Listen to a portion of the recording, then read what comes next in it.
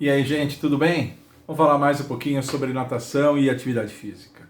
Hoje eu gostaria de falar com vocês a respeito de um assunto específico do nado costas, que é o seu direcionamento, a capacidade do nadador manter um deslocamento retilíneo entre uma cabeceira e outra da piscina e equidistante das raias.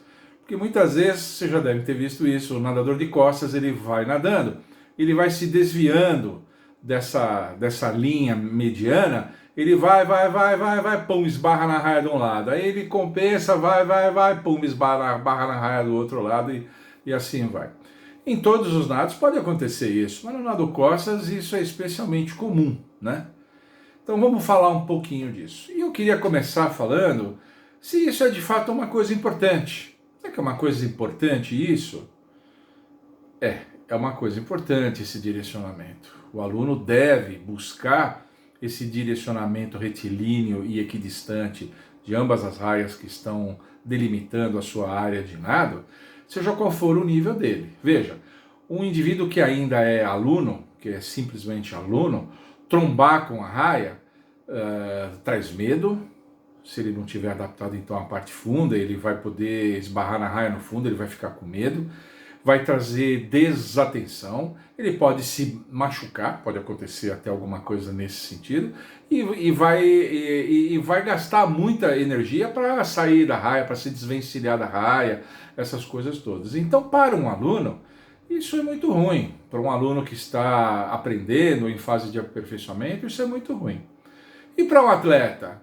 Para um atleta nem se fala, né? Quando você fala de ter um deslocamento retilíneo, nós estamos falando de otimizar a menor distância possível entre uma cabeceira ou outra e otimizar o seu tempo de prova. Cada segundo, cada décimo de segundo vale. Então, nadar retilineamente e equidistante de ambas as raias, em todos os nados, principalmente no nado costas, é muito importante, seja qual for o nível. E quando a gente fala de ter esse deslocamento, isso depende basicamente de uma equalização das eficiências propulsivas de um lado do nadador, do seu lado direito, braçada e pernada, com o seu lado esquerdo. É isso. Na essência da coisa, é isso. Se o nadador tiver a mesma eficiência propulsiva, gerar a mesma propulsão com o seu lado direito, braçada e pernada, e o seu lado esquerdo, ele vai nadar reto. Se houver qualquer diferença, por menor que seja, ele vai se deslocar para o lado onde a eficiência propulsiva é menor, onde ele tiver mais dificuldade, né? Então ele vai sempre se deslocar para onde ele tem menos eficiência propulsiva. Isso é fácil de ver. É só você olhar um indivíduo que faz remo, faz barco a remo, parlamenta dupla, aqueles com dois remos. O indivíduo pode fazer curva para um lado e curva para o outro sem necessariamente usar leme, né? Ele pode simplesmente, ele para um remo, faz com um braço, faz com um remo de um lado, ele faz curva para cá. Ele faz com o outro lado e faz curva para lá. É assim que os remadores em barcos com parlamenta dupla fazem curva. É simples assim. Então, o nadador deve buscar essa equalização. O que o lado direito dele faz, o lado esquerdo tem que fazer e vice-versa. Quanto mais igualzinho, quando eles estiverem bem iguaizinhos, ele vai nadar em linha reta. É basicamente isso. Agora, se nós estamos falando de eficiência propulsiva, a gente está falando predominantemente de braços. Por quê? Porque nós já falamos várias vezes que na maior parte dos nados, excetuado o nado peito, a propulsão é predominantemente de braços na natação. A perna tem outras funções, coordenativas, de equilíbrio, de sustentação, ela faz outras coisas. Tem um componente propulsivo também. O ideal é o batimento ser igualzinho. O batimento, por exemplo, alternado, de crawl e de costas, o ideal é ele ser igualzinho, na mesma profundidade, com a mesma amplitude, com a mesma velocidade, né? Enfim. O ideal é fazer isso. Mas nós estamos falando basicamente de braços. E quando a gente fala de braços, a gente tem dois nados que são simultâneos e dois nados que são alternados. Os nados simultâneos, peito e borbo, os nados alternados, cravo e costas. Quando a gente fala dos nados simultâneos, é muito mais fácil para o nosso sistema nervoso manter essa equalização quando você faz dois movimentos juntos. É até intuitivo isso, eu creio, né? Quer dizer, o nadador que faz os dois braços ao mesmo tempo, ele mais facilmente vai fazer a mesma trajetória e aplicar o mesmo nível de potência muscular de um lado e do outro quando ele faz as coisas juntos, seja no nado peito, seja no nado borbo. Ele faz o mesmo desenho. É muito mais fácil do que você fazer um braço e ter que fazer o outro braço idêntico, só que espelhado, né? Mas idêntico. É muito mais fácil você conseguir essa forma idêntica quando você faz ele juntos. Então, o peito e o borboleta dificilmente têm problemas de direcionamento. Dificilmente. Os problemas de direcionamento muitas vezes acontecem no crawl e no costas, porque são nados alternados. Excetuado as pernas, os braços, que têm 80% da propulsão, 70%, 80% da propulsão, eles se movimentam ambos, né? Mas eles se movimentam alternadamente. Aí é mais complicado fazer com um braço exatamente o que você faz com o outro, seja no crawl, seja no costas. É mais complicado. Agora o crawl, ele tem uma facilidade, que aliás é a mesma do peito e do borbo, adicional, que é a referência da risca no fundo da piscina. O nadador, ele tem as duas raias, mas ele quase não leva isso em conta, porque ele tem as riscas no fundo da piscina.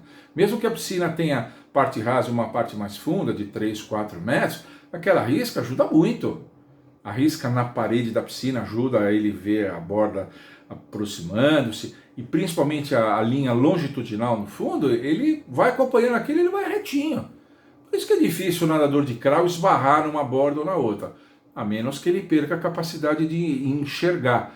Numa prova, por exemplo, encharcou os óculos, ele não consegue enxergar muita coisa, é comum o nadador esbarrar numa borda e na outra, uma raia ou na outra. Não sei se vocês já viram isso, eu já vi várias vezes. Quer dizer, o nadador está sem isso. Ou o óculos escapa, ele puxa o óculos aqui, deixa o óculos aqui e vai sem óculos, ou mesmo que o óculos fique no lugar, mas encharcou, ele acaba, se ele não tiver a referência visual da risca, ele acaba esbarrando numa raia ou na outra. E o costas? Não tem jeito. Então, é por isso que o costas é um nado tão crítico no que diz respeito ao direcionamento. Porque o nado costas combina duas dificuldades. Ele é um nado alternado, portanto, você fazendo um movimento de cada vez, alternadamente, um e outro, você tem que fazê-los idênticos. Isso é mais complicado. O nosso sistema nervoso leva mais tempo para conseguir comandar todo o nosso corpo e conseguir essa biomecânica igualmente eficiente quando o movimento é alternado. E a outra dificuldade que ele combina é não ter a referência visual. O nadador de costas nada olhando para cima. Quando eu falei sobre competições, falei de nado costas, eu falei um pouquinho disso, e eu falei que o nadador de costas, ele tem a bandeirola do costas, quando ele passa, o rosto passa por baixo, ele sabe quantas braçadas tem até a parede para fazer a virada, e a raia que muda de cor, ele pode ficar de olho na raia. Mas não é todo nadador que consegue fazer isso. Alguns óculos, inclusive, não ajudam nisso. Aqueles óculos que tem essa ocular muito assim, muito vertical, muito aprumos saindo assim, elas não ajudam. A maioria dos nadadores usa aquele óculos que acompanha a curva do rosto, que é para ele, na visão periférica dele, conseguir acompanhar a borda de um lado e a borda do outro.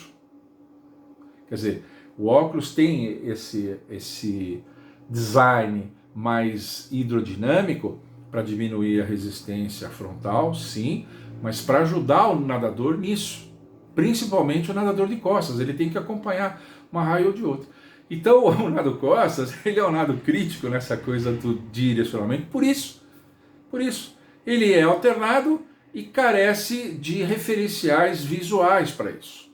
Ou seja, o nadador vai depender de ter muita sensibilidade, de ter muita confiança e de ter os seus movimentos de braço muito automatizados de maneira bem igual, bem igualzinha, bem igualitária em termos de eficiência propulsiva. E isso eu estou falando tudo, isso eu estou falando basicamente de trajetória, falo de trajetória e falo de aplicação de força. Às vezes o aluno pode aplicar o mesmo nível de força, mas um braço tem uma trajetória mais curta, um braço, o ombro não gira tanto quanto o outro, ele não se sente tão seguro, não gira tanto quanto o outro, começa lá no giro de ombros, no costas, né? Que eu já falei que é super importante e tal. Então, às vezes ele aplica a mesma força, mas a trajetória não é a mesma. E às vezes a trajetória é até a mesma, mas ele tem uma sequela de bursite, ele não tem o mesmo nível de força de um braço que ele tem no outro por alguma outra razão, e ele aplica mais força num braço do que no outro. As trajetórias são idênticas, mas ele não aplica o mesmo nível de força. Então, essa equalização da eficiência propulsiva, eu falo basicamente de trajetória e de aplicação de potência muscular. Essas duas coisas. Como trabalhar isso? Não tem mistério. Eu gostaria de trazer para vocês assim uma coisa, não tem mistério. Exercícios refinados mesmo, e muitos exercícios exigentes para melhorar a trajetória do braço de um lado e do outro, que elas sejam feitas de maneira absolutamente idêntica e absolutamente com a mesma aplicação de potência muscular. Repetidos, com prancha, só um braço, só o outro, aqueles exercícios que faz 2 braçadas com um lado, 2 braçadas com o outro, e vai indo, até o nadador conseguir fazer o movimento alternado e rigorosamente igual. O que o lado direito faz, o lado esquerdo também faz. É isso que precisa. Então a gente tem que ficar atento a isso, né? E isso é uma coisa importante porque isso faz muita diferença, como eu disse no início desse vídeo, seja qual for o nível do nadador. Tá bom? Passei aqui só para falar isso. Eu estava dando uma passada pelos meus vídeos.